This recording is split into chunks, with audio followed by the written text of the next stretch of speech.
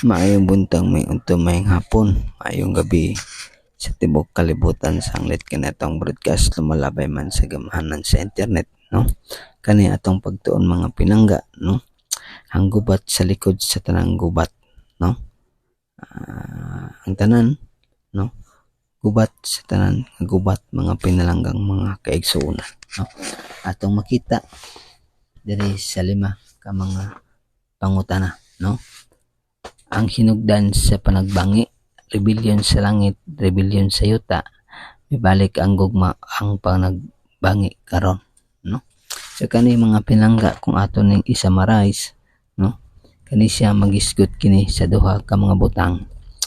Mahitungod sa Dios ug sa yawa mga pinangga, no? Tungod kay ang hinugdan sa panagbangi mao man ang yawa mga pinangga mga kaigsuonan, no?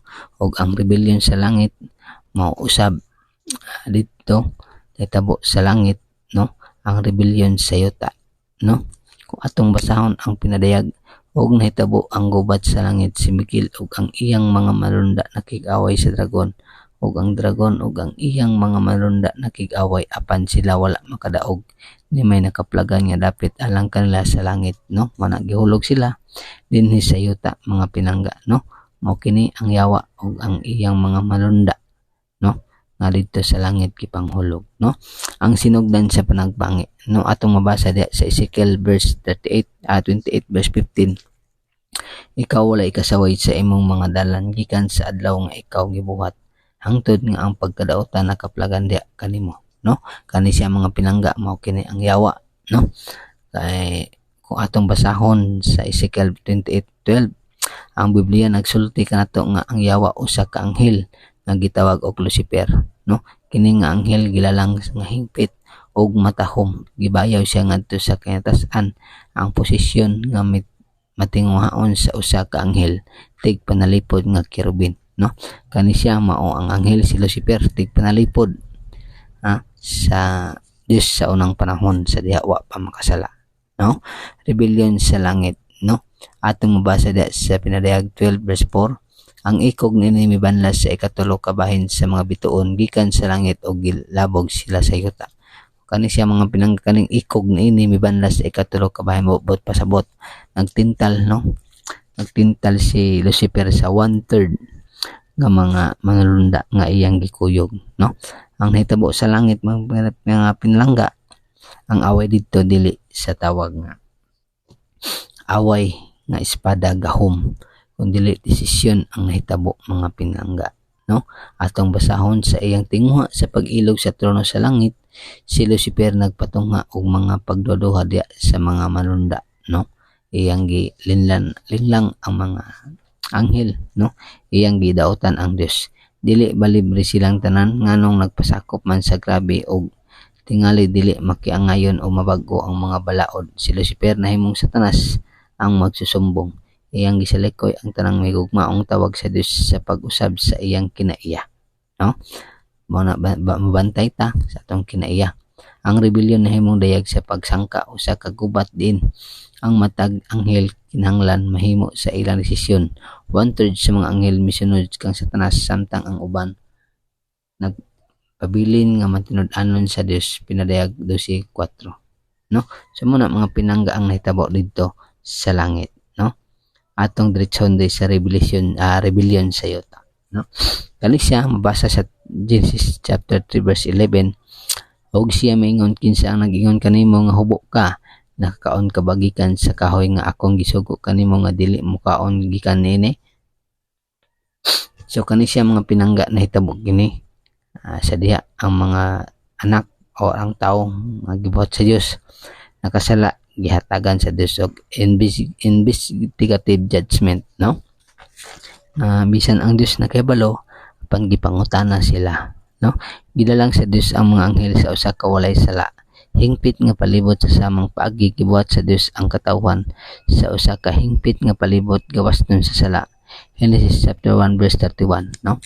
Sama sa nahitabo sa mga anghel, gidalang usab kita sa Dios nga adunay gahom sa pagpili nga gawas nun. Busa si Adan og si iba makagamit niya na nga kagawasan. Siya mihatag kanila og yanong sugo apan dili kamo magkaon og sa bunga sa kahoy nga kahibalo sa maayo og sa udautan. Sabot pasabot ang Dios do nagisugo, no? Gihukman sa Dios si Adan og si Eva pinaagi sa sugo, no? Kay nga naman ang Dios nag-ingon di ka mokaon. So sila nakasala, no? Pinaagi sa sugo. Sabot pasabot hangtod karon mga pinalanggang mga kaigsunan nagid gihapoy sugo, no? No, so kuhay sa mga uban nga nagawali nga wa nay napulo ka sugo, no? Di ka magbuhat og di ka magyukbo og laing Dios, di ka magbuhat og kinulit nga larawan ingon sa langit og sa yuta, no? Di mo gamiton ang ngalan sa pasipala sa Dios. Hinumduman mo ang adlaw nga ipapahulay, di ka magpatay, di ka mangawat, di ka maibog sa imong silingan, no? Kana mga pinangga nga mga sugo hangtod karon na ana siya, no? Kay diha tahukman sa Dios, no? Diha tahukman kay kanang pulo ka sugo mo kanay essence nga karakter sa Dios na sa iyang pagka maayong mga pinalanggang mga kaigsunan, no? Nagpatigbabaw ang gugma, no? Grabe mga pinangga, unsa man gugma, unsa man nga gugma, no? Kinsa man ning gugma, ha?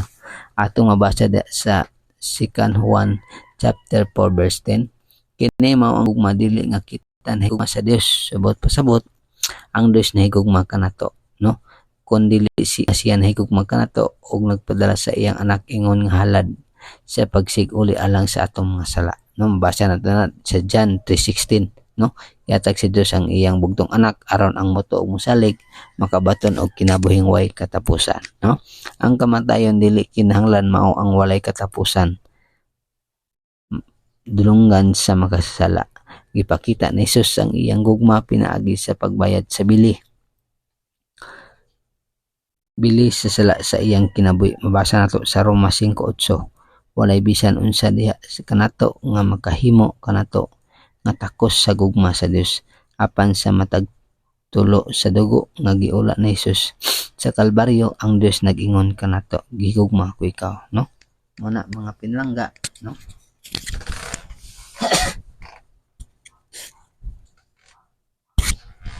Muna nga ang Dios bisag unsa nato makasala nahigugma gid sa tuwa, no? Na mga butang diri unsa kita paghigugma sa Ginoo, no? Gibuhat ni Jesus ang tanan nga anaa. Siya nahimong usa ka binuhat. Nagian niya ang mga kalisdanan pag-antos kagutom o kasakit sama kanato. Siya gitintal sama kanato.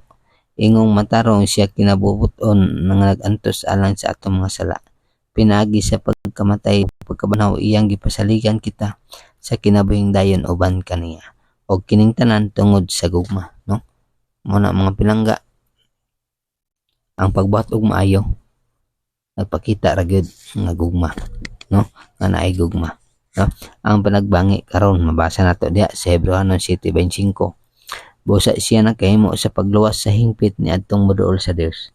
Pinaagi kaniya tungod kay siya sa kanunay buhi aron sa pagpangamuyo alang kanila, no? Karon si Jesus nagpatiwala alang kanato sa langit ng sanktuaryo.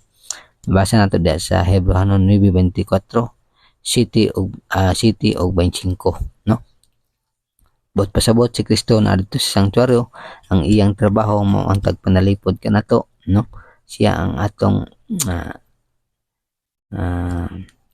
garantor dito sa amahan, no? Gusto ni Jesus nga kita mosalig kaniya sa matag pananghinanglan sa atong kinabuhi. Din adunay kadlok siya nagdala og pakigdait. Din adunay sala siya nagdalag og kapasayloan. Din adunay kahuyang siya nagdala og kusog. Ang pinakadako nga tinguha ni Jesus mao ang pagpuyo uban kanato sa kahangturan. Mao ba usab kita ang imong labing dako nga tinguha, no? Naghandom gid ang Ginoo mga pinangga nga kita makauban dito sa langit ng pulianan. Busa kita usab atong hinumduman nga ang langit nagulat kanato si Kristo, nagulat kanato aron kita og siya atong makauban dito sa langit ng pulianan. Ang pinangga, I hope kani nga lesson padasig kaninyo, no? Paki-follow, like and share and comment, no? Og kini ikinabuhi ang tud sa pagbalik ni Kristo. Mayong buntag, mayong ito, mayong hapon, mayong gabi. kung din man kamo din sa kalibutan. God bless tanan.